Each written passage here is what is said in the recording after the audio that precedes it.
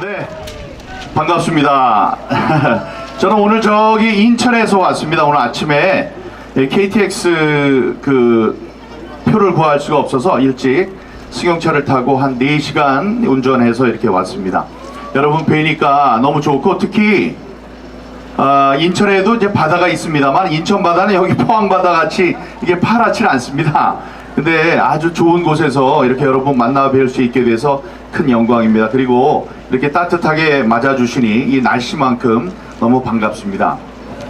우리도 힘차게 구호 한번 외치고 시작할까요? 제가 딱 외치면 마지막 부분만 3번 외쳐주시면 되겠습니다. 예를 들어서 국민의 명령이다, 부정선거 규명하라, 그러면 규명하라, 규명하라, 규명하라 이렇게 해주실 수 있겠죠? 네. 국민의 명령이다, 부정선거를 규명하라, 규명하라! 규명하라! 규명하라! 우리는 불법적인 윤석열 대통령 탄핵에 반대한다! 반대한다!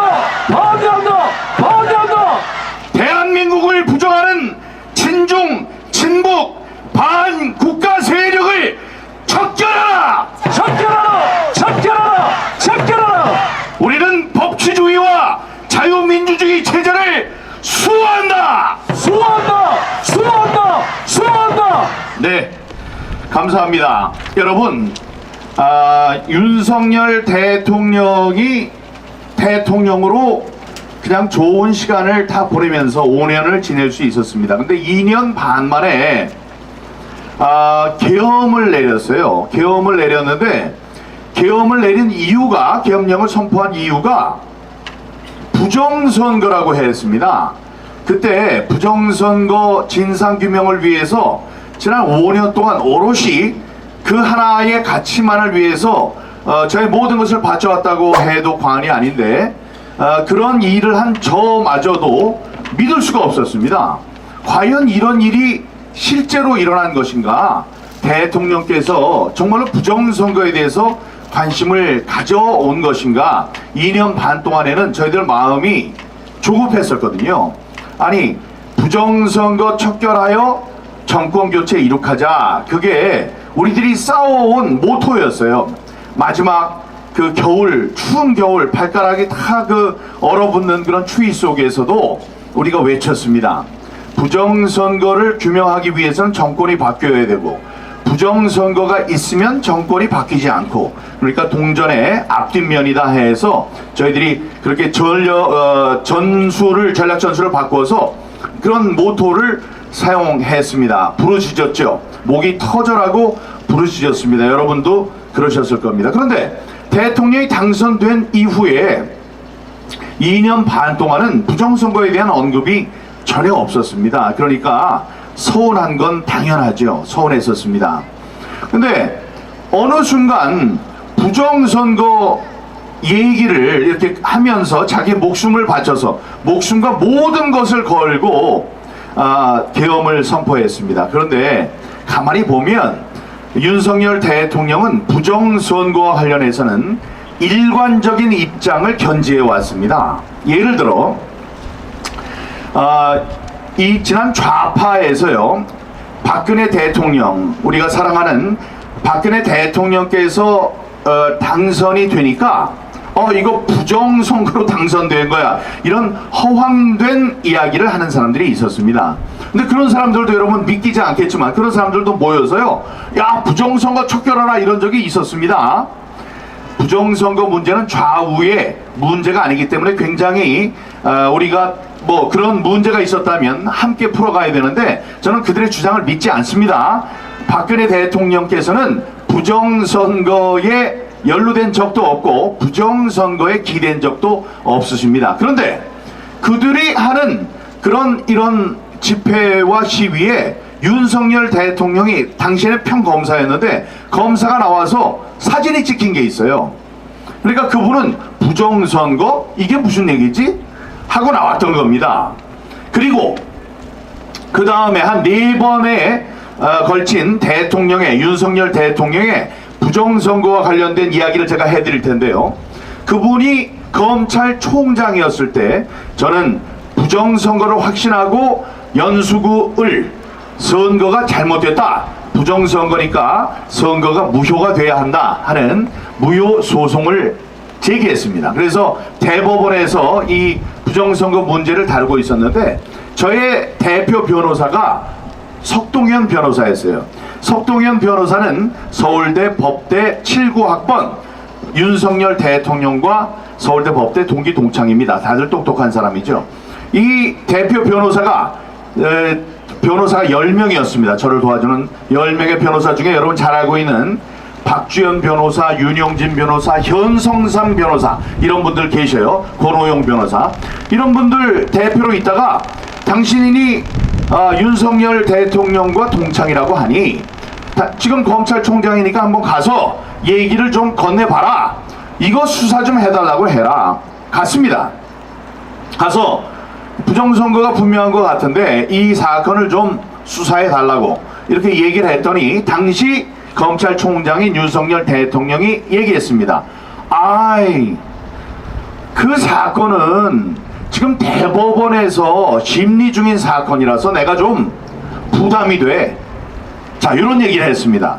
그 다음에 이제 부담이 된다고 해서 부담이 된다고 했지만 대법관들이 잘 판단해 줄 것이라고 생각했을 수 있죠. 그런데 그 다음번에는 부정선거 얘기가 어디서 나왔느냐?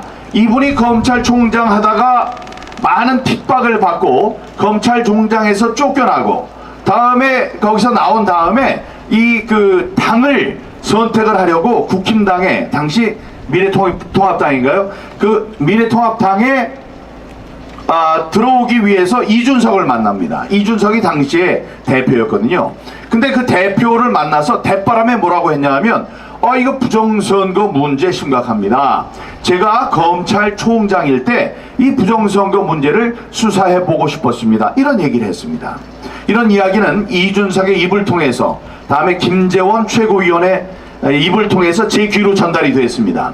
근데 나중에 이준석이 얘기하기는 톤이 그런 게 아니었고 민경욱이 인천지법의 지검에 이 사건 수사를 의뢰했는데 그때 무혐의 처리를 했다고 해서 내가 인천지검의 아이들 여기서 아이들이라고 표현을 했지만 검찰과 수사관들을 보내서 확 뒤집어 버리고 싶었다 이런 얘기를 한 겁니다.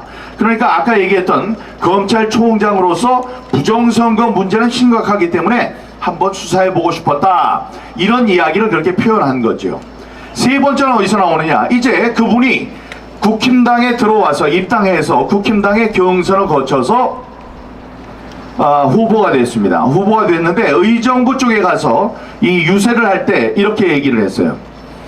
여러분들 4.15 때문에 사전투표에 관심이 많고 부정선거 걱정하시는 거 많이 알고 있습니다. 이번엔 저희들이 잘 감시를 하겠습니다. 그리고 만약에 아직도 부정선거를 획책하는 사람들이 있다면 이 땅에 살지 못하게 해야 하지 않겠습니까 여러분? 하면서 이제 박수를 받았었습니다.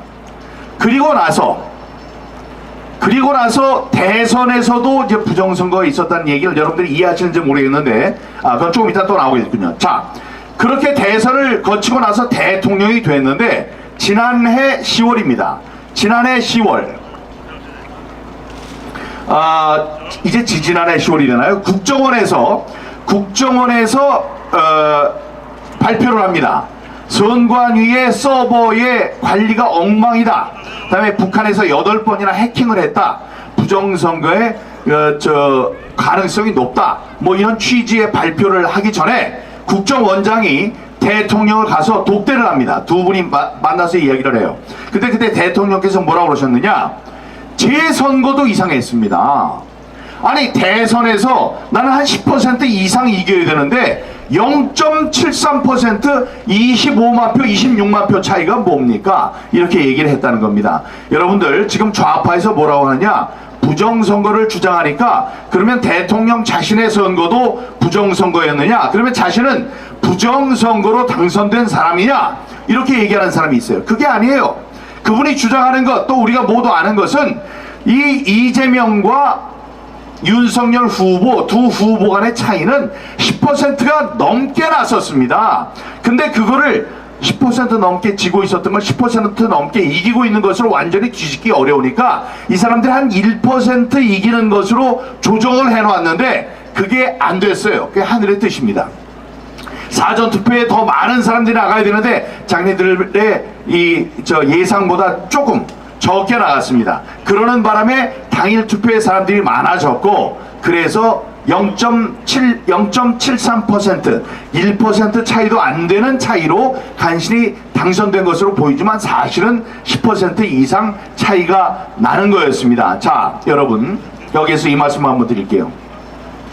여러분, 이재명 잘 아시죠? 얼마나 악착 같은 인간인지도 아시죠? 자, 여러분, 그런데 선거 마지막 날, 그러니까 투표를 하고 개표를 하는 그날 밤을 혹시 기억하십니까? 이재명이 개표도 끝나기 전에 나왔어요. 밤에. 그 다음에 저 졌어요, 미안합니다, 예, 축하합니다 이랬습니다. 평소 같으면 그랬을 사람입니까? 절대로 아니죠. 자, 그런데 왜 그랬을까요? 좀 이상하잖아요. 예?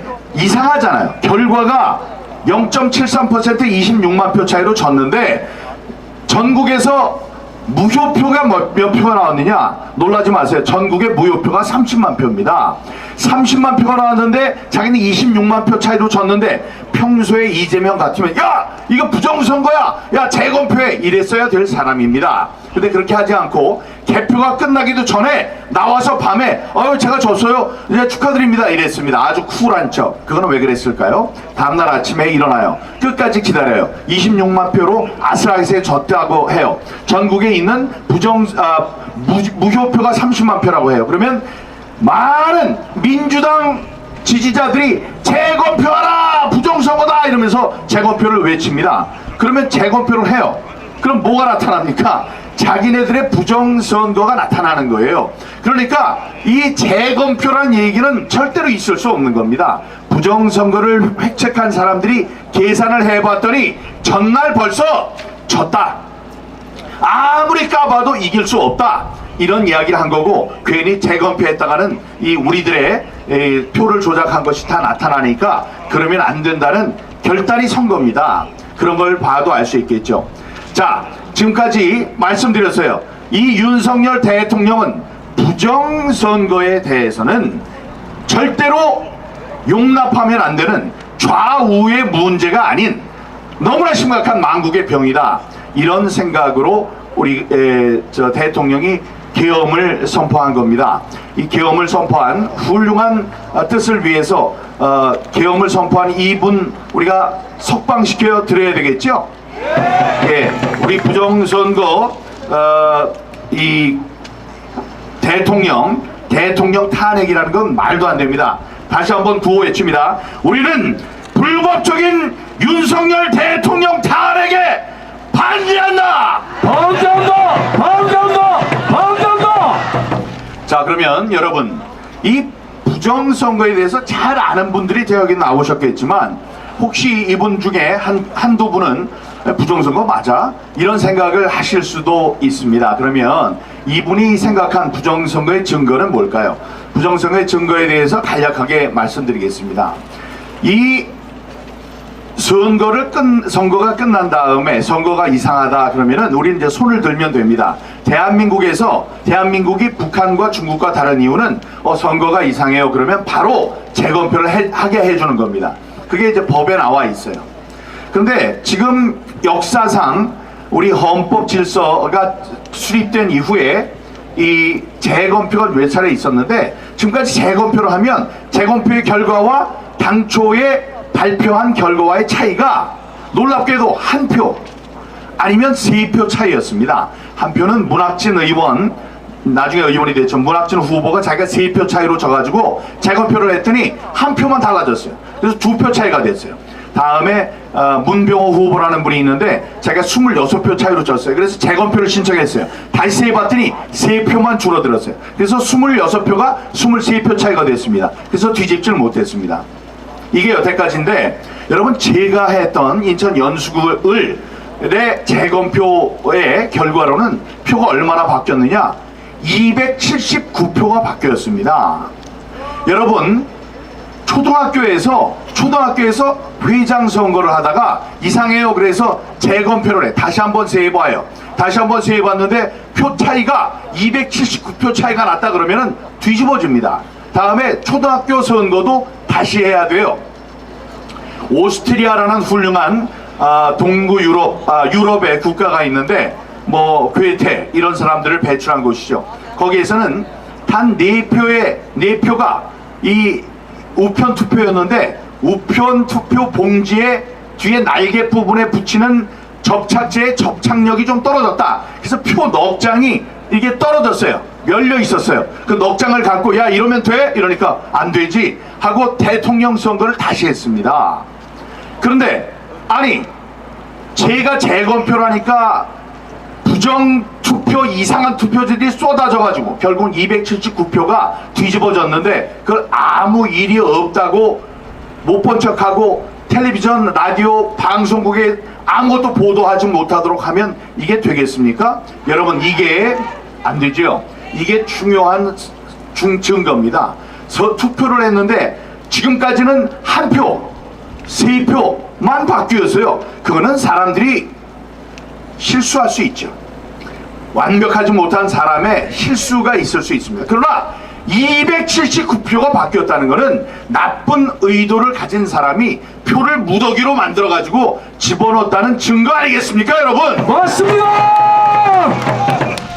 그런 증거를 보면 선거가 잘못됐으니 재검표를 해야 한다. 아니 재투표를 해야 한다 라고 하는 게 옳았습니다. 이것이 바로 부정선거의 증거입니다. 그 중에 하나 나온 것이 이 일장기 투표용지라는 게 있는데 이렇게 도장을 꽝꽝 찍는 송도 이동 제6투표소 관리관의 인이라고 써있는 예쁜 이 도장이 찍혀 있을 자리에 빨갛게 그냥 뭉개진 빨간 인주 자국만 있는, 그래서 일장기에 있는 가운데 동그라미 같이 생긴 투표용지가 나왔어요.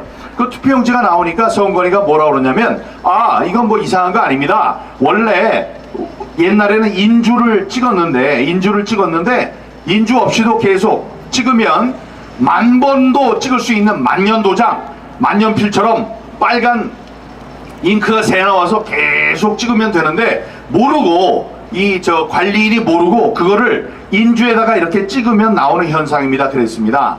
거짓말입니다. 이렇게 만년도장을 쓴 다음에는 인주가 없어요. 없는 인주를 어디서 찍어요? 그리고 이게 한두 장이 나온 게 아니고 1,000장이 나왔습니다. 1,000장이 14만 중에 1,000장이 아니고 그날 투표한 사람 1974명 중에 1,000장이 빨갛게 된 이상한 도장이 찍혀 있었습니다.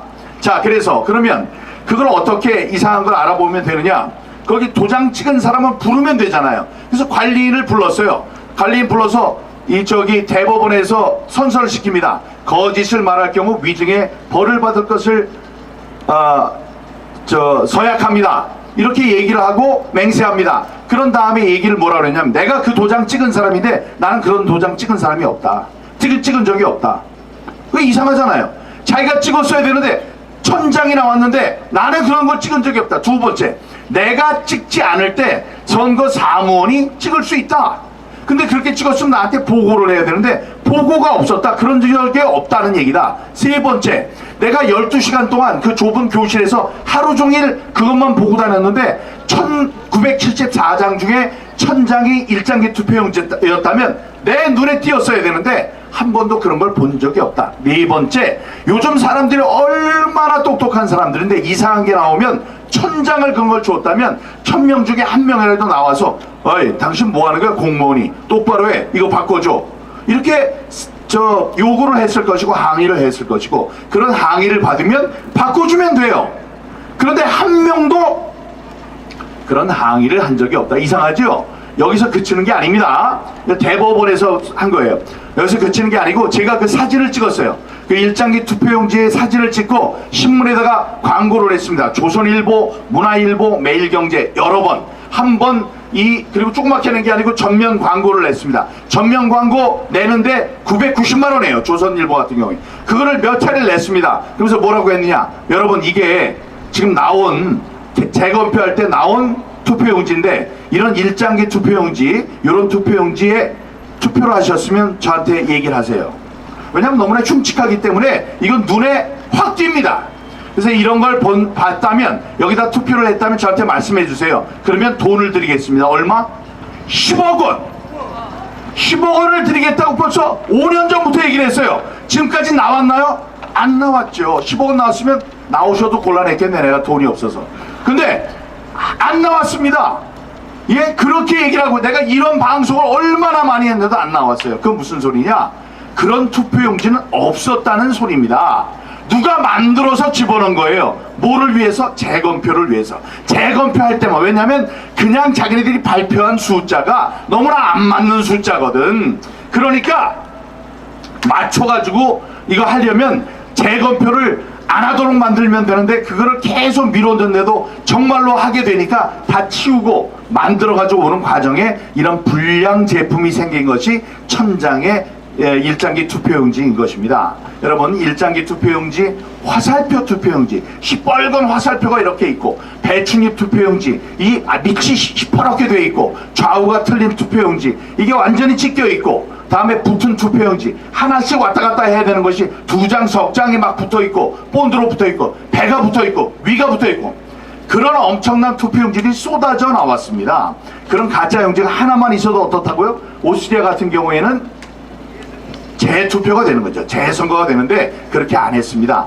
이런 물증들이 지난 선거가 부정선거였다는 것을 알려주고 있습니다. 여러분, 또 있습니다.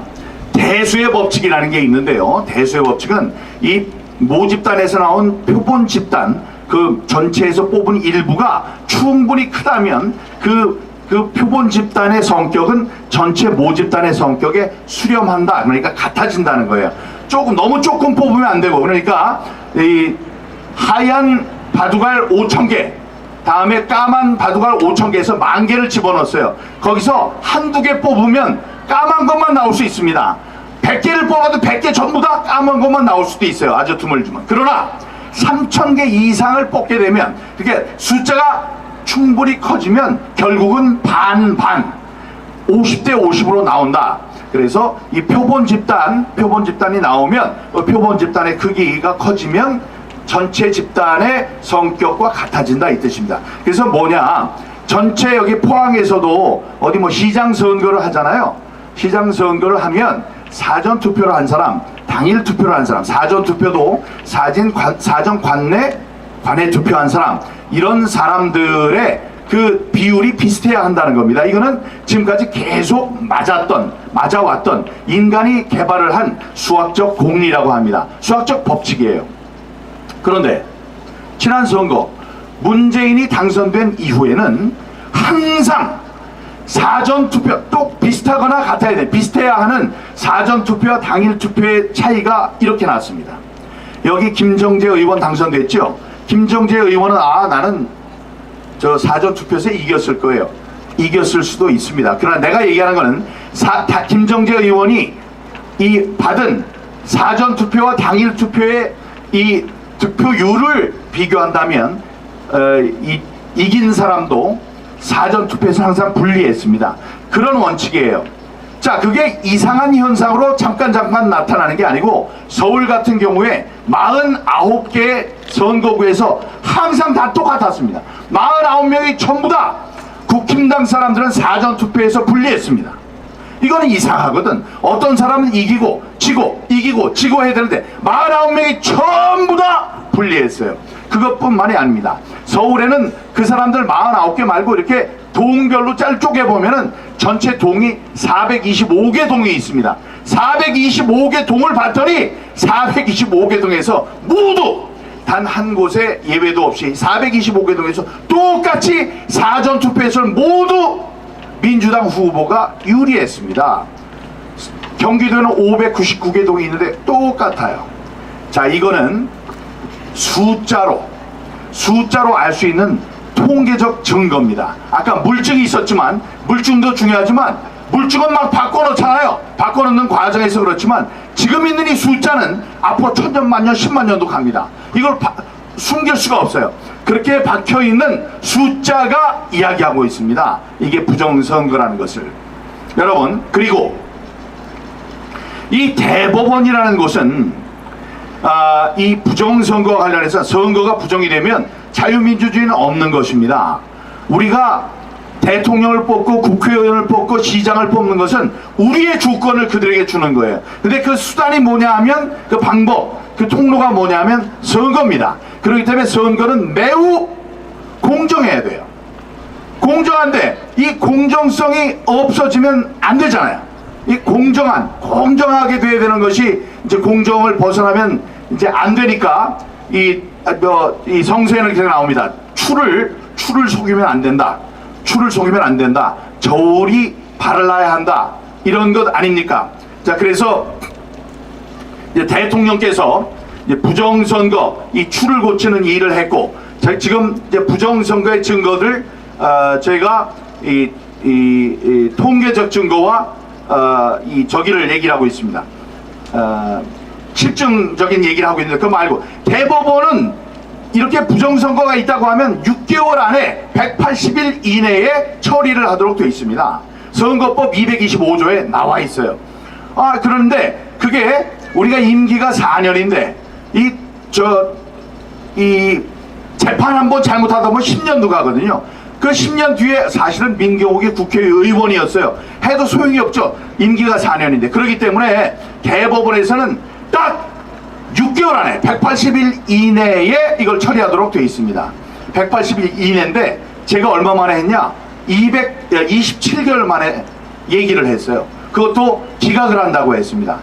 6개월 안에 처리하도록 되어 있는 법률을 어긴 거예요. 자, 이 어긴 게 왜 어겼을까요? 이 카르텔, 대법원, 검찰, 경찰, 국회의원, 돈 많은 사람들이 딱 모여가지고 자신들의 이익을 보호하기 위한 카르텔이 만들어졌던 것입니다. 그러니까 그것도 하나의 증거입니다. 아니, justice delayed is justice denied 해서 지연된 정의는 정의가 아니다. 이런 이야기가 있어요. 6개월 만에 해야 되는 것을 27개월 만에 사람이 다 죽고 난 다음에 사실은 억울했겠다라고 얘기하면 무슨 소용이 있겠습니까?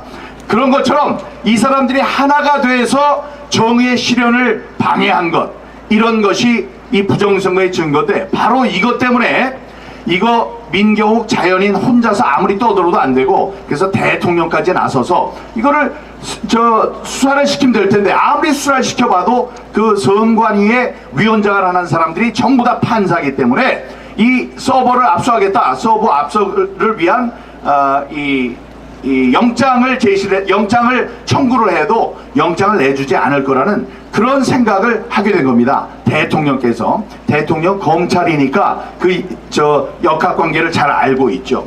자, 지금 제가 말씀드린 증거들입니다. 정황적 증거, 대법원에서 빨리 해야 되는 것을 안 한 것, 다음에 물증, 이 배춧잎 투표용지, 일장기 투표용지, 화살표 투표용지 등 여러분들이 받았다면 절대로 투표하지 않았을 것들이 개표할 때도 나오지 않았고 재검표할 때만 나타났다는 이 물증, 다음에 통계적인 것들, 서울과 인천과 경기도에 민주당 사람들이 받은 사전투표를 전부 다 합하고 미래통합당 사람들이 받은 투표 수를 전부 다 합쳤더니 어떻게 36대 63, 36대 63, 36대 63이 나옵니까? 69대 36, 36대 63 이렇게 세 개가 똑같이 나오는 거예요. 이런 일은 도저히 나올 수 없는 것입니다.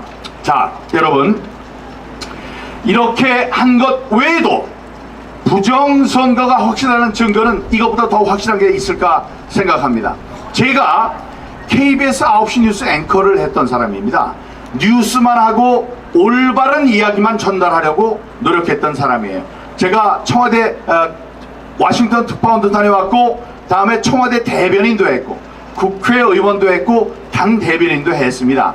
이런 사람이니 다음에 제가 기자할 때도 이 특종 기자였어요. 방송 대상이라는 게 있는데 1년에 한 사람 한 명에게만 주는 이 방송 전체에서 각 이렇게 나눠서 주는 그런 회의에서 이제 제가 해놨던 시간 받은 게 다 됐기 때문에 그건 마칩니다.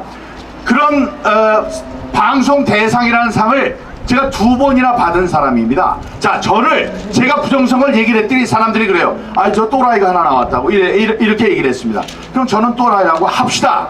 제가 미국에 가서 부정선거가 있다고 얘기를 했습니다. 그래서 당시에 부정선거를 몰랐던 트럼프 대통령을 설득했습니다. 근데 이 사람 뭐 얘기를 듣다 말라 왜 이랬겠죠. 그러나 11월 5일날 제가 9월달에 가서 그런 이야기를 막 하기 시작했는데 11월 5일날 자기가 부정선거의 희생양이 됐습니다. 그런 다음에 4년을 절치부심하고 와신 상담 끝에 다시 대통령이 됐습니다. 이 사람이 지금 전 세계에다 대고 외치는 게 뭡니까? 부정선거 획책하는 세력이 있으면 안 되고 미국도 지난 4년 전에 부정선거가 있었다 이런 얘기를 하는 겁니다. 자, 그러면 그렇게 얘기를 했더니 사람들이 그래요. 트럼프도 또라이라고. 좋아요. 그 다음에 다시 돌아와가지고 황교안 대표님을 설득했습니다. 황교안 대표는 공안검사 출신으로 부정선거만 잡던 사람입니다. 다음에 법무부 장관을 했고 국무총리를 했고 제가 청와대에 있을 때 국무총리를 했고 다음에 이 탄핵 이후에는 대통령 권한대행을 한 사람입니다. 권한대행자가 붙었지만 대통령을 했던 사람이에요. 그분이 지난 3년 반 동안 저랑 함께 부정선거를 위해 싸워주셨습니다. 그랬더니 사람이 황교안도 또라이래요. 자, 여러분 이제는 윤석열 대통령까지 일어나서 얘기를 하고 있습니다. 부정선거다, 많은 증거가 있다 이렇게 얘기를 해요. 대통령은 한 나라에서 가장 훌륭한 정보를 가장 많이 갖고 있는 사람입니다. 여러분 회사 다닐 때도 보시면 알 텐데 이렇게 정보라는 것은 휘발유와 같아요. 그래서 위로 자꾸 갑니다. 아래를 자꾸 하면 밑에 있는 사람들이 많이 알 텐데 그게 아니고 위로 이렇게 가요. 그래서 높은 데 있는 사람들이 많은 정보를 갖고 있는 겁니다. 대한민국에서는 누가 뭐래도 윤석열 대통령이 가장 많은 정보를 가지고 계신 분입니다. 그분이 목숨을 걸고 다음에 대통령직을 걸고 지금 부정선거라고 외치고 있습니다. 여러분 9시 뉴스 앵커 미국 대통령 대한민국의 대통령 권한대 현직 대통령이 부정선거라고 외친다면 그 부정선거가 허튼 말일 수 있겠습니까? 아닙니다. 이제 우리들이 해야 될 일이 있습니다. 저 바닷물 짭니다. 바닷물 속에 있는 염분, 소금의 양은 3.5% 밖에 되지 않습니다. 그래도 짜요. 그러면서 플랑크톤부터 고래까지 저 물에서 다 삽니다. 저 바닷물 속에선 물이 썩지 않습니다. 자, 이런 생태계를 유지할 수 있게 하는 것은 3.5%의 소금입니다. 여러분, 정치 이론 중에도 전 국민의 3.5%가 길거리에 나와서 정권 퇴진을 외치면 상당 기간 동안 정권 퇴진을 외치면 그 정권이 항상 무너지더라 하는 경험칙에 의한 정치학 이론이 있습니다. 우리나라 5천만 명의 3.5%는 175만 명입니다. 지금 매주 광화문, 광주, 부산, 대구, 대전, 구미, 울산, 인천 이곳 포함 해서 사람들이 쏟아져 나오고 있습니다. 그 숫자가 3.5% 175만 명에 이를 때 그리고 우리가 목소리 높여서 윤석열 대통령 석방, 탄핵 반대, 부정선거 척결을 외칠 때 우리는 반드시 승리할 것입니다. 우리가 한 목소리로 더 힘을 내서 싸웁시다. 여러분, 무슨 희망이 있느냐? 희망이 있어서 싸우느냐? 정말 희망이 있는 것이냐? 더 큰 증거는 없느냐? 다 필요 없는 얘기입니다. 여러분들이 굳건히 이 대지를 딛고 일어서서 우리가 전부 다 어깨를 겹고 부정선거 있으면 안 된다. 대통령을 석방하라.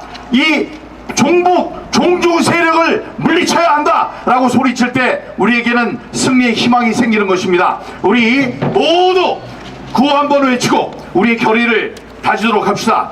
국민의 명령이다. 부정선거를 규명하라. 규명하라. 우리는 불법적인 윤석열 대통령 탄핵을 반대한다. 대한민국을 부정하는 친중 친북 반국가 세력을 척결하라.